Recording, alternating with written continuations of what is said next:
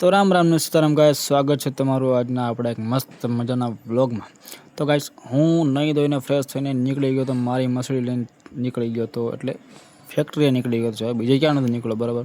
તો ગાઈસ, બીજી મારે તમને એક વાત કહેવી છે કે 19 તારીખે તમને ખબર જ હશે કે આંબલ કાકાએ આગાહી કરી હતી કે વાવાઝોડું આવવાનું છે, બરાબર।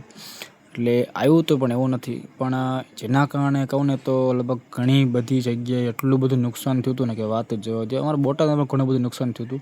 તમારે ત્યાં કેવું નુકસાન થયું હતું મને કોમેન્ટમાં જરૂરથી કહેજો, બરાબર। તમને બતાવું આગળ ઘણી બધી જગ્યાએ નુકસાન થયું છે, તો આપણે ત્યાં જઈએ છીએ અને વચમાં આવે છે, હું તમને વિડીયોમાં તમને બતાવું છું, બરાબર। બસ આ છે ચોટીંગડા, અહીંથી વચમાં અમારી ફેક્ટરી આવે છે, જો કે તમે વિડીયોમાં જોઈ શકો છો કે આ બધા જે બાવળિયા રહ્યા એ પવનના કારણે બધા આડા પડી ગયા છે અને રસ્તા ઉપર આવી ગયા હતા, બરાબર। અને અહીંયા હે ને એવું હતું કે એક ટીસી હતી ને એની ઉપર બાવળિયો પડ્યો ને તો ટીસી ભાંગી નાખી હતી અને બાવળિયો રોડ પર આવી ગયો હતો। એના કારણે સરકારે મતલબ કે નગરપાલિકાવાળાએ જીસીબી અને બધું મોકલ્યું હતું, જેથી એને બધું આઘું કરી શકે અને વ્યવસ્થિત કરી શકે। જોકે અહીંયા પણ તમે જોઈ શકો કે ઘણા બધા બાવળિયા પવનના કારણે બધા વચમાં આવતા હતા રોડની વચ્ચે, જેથી હાલવામાં ઘણું બધું તકલીફ પડતી હતી। અને અહીંયા તો પવનના કારણે આખું ઝાડવું પડી ગયું હતું વાડીમાં, ગજબ કે બાકી આમ ખૂબ નુકસાન થયું। અને ખેડૂતોને પણ ઘણું બધું તો કહું તો ખેડૂતોનું ઝાઝું નુકસાન થયું છે, જેને ઘઉં કાઢ્યા હતા, ઓઘા કર્યા હતા, એ બધા પવનના કારણે ઉડી ગયા, પાણીના બગડી ગયા, ઘણું બધું નુકસાન થયું। અને ફાઇનલી કશું ફેક્ટરી આવી ગયો હતો અને અમારે એમાં હતું કે કાલે રાતે ફેક્ટરીના પવન આવ્યો ને તો એનું કારણે ફેક્ટરીનો અમારે ગેટ રહ્યો ને એ પણ પડી ગયો હતો અને ફેક્ટરીમાં જ્યાં જોયું ત્યાં ગારો ને એટલા હાલવામાં એટલી બધી તકલીફ પડે ને કે વાત જો તો ક્યારેક તો સંભાળીને ન હાલો તો તમે લાંબા થઈ જાવ, એમ ટૂંકમાં સમજ્યા તમે। એટલે સંભાળીને હાલવું પડે। અમારા ફેક્ટરીમાં ઘણું બધું નુકસાન થયું, ઘણો બધો ગારો થઈ ગયો હતો, બરાબર। એટલે મેં સંભાળીને હાલતા હતા, નકર ખાઈપ ક્યાં જવું। અને ગાઈસ, અમારી કંપનીમાં એક ગાડી આવી હતી અનલોડિંગ માટે, તો તેની માટે મેં જગ્યા કરતા સાફ સફાઈ કરતા હતા અને એમાં પણ તમે જોઈ શકો પવનના કારણે ઘણા બધા બાવળિયાના પાંદડા અને અમારી કંપનીમાં ઉડીને આવ્યા હતા। તો કાલે મતલબ ગાઈસ એટલું બધું વાવાઝોડું આવ્યું હતું ને ખતરનાક વાત જો તો જ્યાં જો બધું નુકસાન એટલું બધું, કારણ કે હજુ ઉનાળો ચાલુ નથી થયો, પહેલાં તો વરસાદ આવી ગયો। હજુ આગળ શું થશે કે ખબર જ નથી, બોલો તમને કેવું લાગે છે કોમેન્ટમાં જરૂરથી કહેજો। અને ફાઇનલી ગાઈસ, ગાડી લગાડી દીધી છે ખાલી કરવા માટે, પણ એમાં હતું એવું કે મજૂરો ઓછા હતા ને તો લોડરથી ખાલી કરવાનું હતું, પણ લોડરનો ડ્રાઈવર એ ગાડી ખાલી કરતો હતો, એટલે ડ્રાઈવર હું હતો।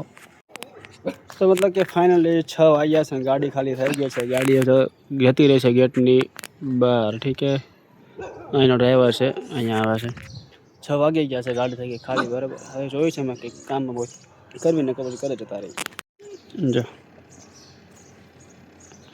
આને બહને બહુ જો ચપ્પલ ચોરવાનું બહુ આજો અમારા કંપનીમાં ઘણા બધા ચપ્પલ ચોરી જતું હોય ને તો કોઈ નહીં, કોણ ખબર, આ કાળિયું ઘણા બધાને ચપ્પલ બધા બૂચ મારી જાય, નવા લાવ્યા ન હોય ને એ પેલા તો ચપ્પલ બૂચ મારી હોત ને જાય, અમારે ગોતવા પડે અને જડે તો નહીં હતી, પણ ક્યારેક તો નથી જ મળતા, ક્યારેક ભાગ્યા જો હોમાંથી 1% સારો હોય ને તો મળી જાય, બાકી તો નથી મળતા યાના કારણે।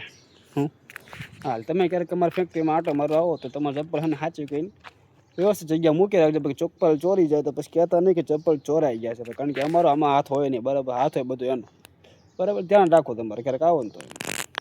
ફાઇનલી ગાઈસ, કંપનીમાં બધું જ કામ પૂરું કરીને પછી હું નીકળી ગયો હતો અને આવી ગયો તો પેટ્રોલ પંપે, કેમ કે અહીંયા આપણે પહેલાં કામ કરતા હતા ને ભાઈબંધો પણ હજુ ઘણા બધા અહીંયા કામ કરે છે, એટલા માટે ઘડીક ફ્રી થઈ ગયો તો વહેલા, એટલે હું અહીંયા આવી ગયો તો હવે અહીંથી આપણે ટાઈમ થાય એટલે પછી નીકળવાનું છે ઘરે જવા માટે।